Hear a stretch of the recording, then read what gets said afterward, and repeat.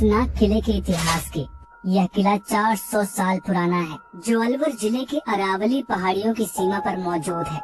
लोगों को यह किला पहली नजर में देखते ही काफी डरावना लगता है और बहुत बार लोग उधर जाकर भी उस किले में पैर रखने की हिम्मत नहीं करते। आमेर का यह किला राजा भगवत दास ने अपने छोटे बेटे माधव सिंह प्रथम के लिए सन 1573 में बनवाया था। उस समय की बात करें तो यह किला ना तो इतना डरावना था और ना ही लोग उधर जाने से इतना डरते थे। तब वहाँ पर लोगों की घनी आबादी थी और वह किला कोई आम किले की तरह कुशल हुआ करता था। सब इतना खुशहाल होने के बाद ऐसी क्या अनहोनी हो गई कि लोग उसके नाम से ही इतना कतराते हैं। किसकी नजर लग गई इस किले को कि लोगों ने यह किला और उसके आसपास की जगह भी खाली करना चालू कर दिया। लोग अपने घर बार छोड़कर उधर से दूर जाने लग गए। जो लोग भानगढ़ के किले के आजू बाजू रहते थे, उनका मानना यह है कि किले से घुंघरू की आवाजें आती हैं, किसी के रोने की आवाजें आती हैं और कहीं ऐसी भूतिया आवाजें आती हैं जो किसी भी एंगल से नॉर्मल नहीं है। अब यह किले के श्रापित होने के पीछे कोई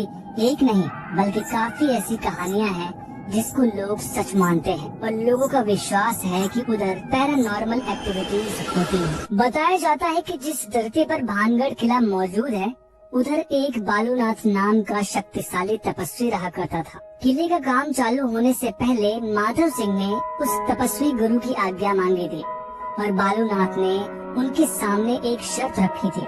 शर्त केवल इतनी थी कि किला इतना ऊंचा न बनवाया जाए कि उसकी छाया बालूनाथ के घर पर पड़े, वरना अच्छा नहीं होगा। लेकिन जो दुर्घटना नहीं घटनी चाहिए थी वही घटी।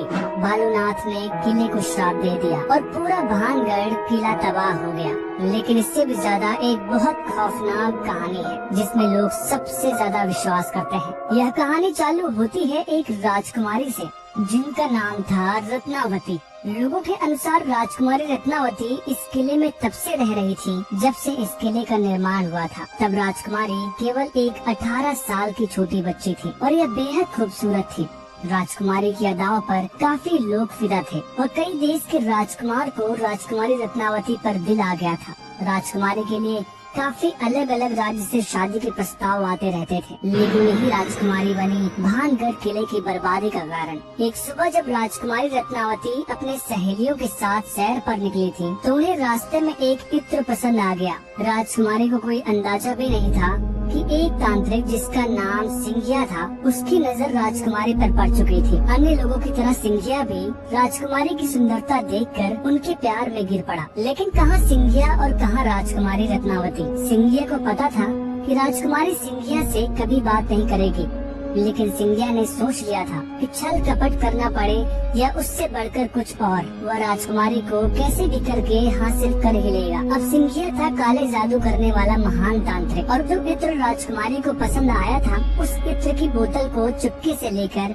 उस पर ऐसा काला जादू कर दिया जिससे कि जो भी वो इत्र लगाता वो सिंघिया की ओर खींचा चला आता। सिंघिया मन ही मन खुश था, लेकिन राजकुमारी की एक दोस्त ने यह सब देख लिया था और उसने राजकुमारी को थोड़ी ही दूर जाकर बता दिया कि तांत्रिक बाबा ने इस इत्र पर काला जादू कर दिया है। जैसे ही राजकुमारी को यह आभास हुआ, राजकुमारी ने इस इत्र को एक पत्थर पर फेंक दिया और पत्थर पर काला जादू होने की वजह से वो पत्थर सिंघिया के पीछे पीछे खिसता चला गया, जिससे सिंघिया की एक बहुत दर्दनाक मौत हो गई। सिंघिया ने मरने से पहले पूरे भानगढ़ के किले पर श्राप दे दिया कि इस किले में रहने वाला हर एक आदमी बहुत बुरी मौत मरेगा। इसके कुछ ही समय बाद भानगढ़ और अजबगढ़ के बीच में जंग छिड़ गई और अजबगढ़ सेना ने काफी शक्तिशाली होने के कारण भानगढ़ को हरा दिया और भानगढ़ के किले में रहने वाले सभी लोगों को मार डाला। उन्होंने बच्चों पर भी दया नहीं की और सभी लोगों को मार दिया।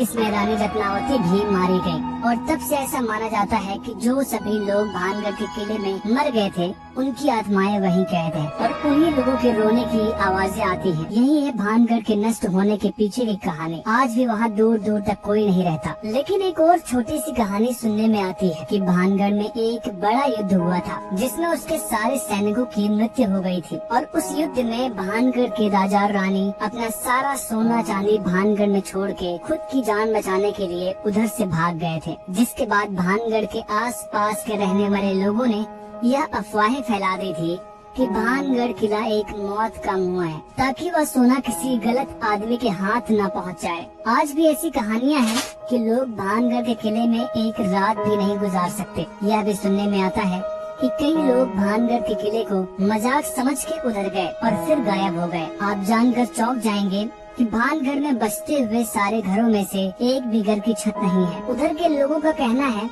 कि अगर कोई घर पे छत बनाता है तो वो छत अपने आप टूट जाती है और नष्ट हो जाती है।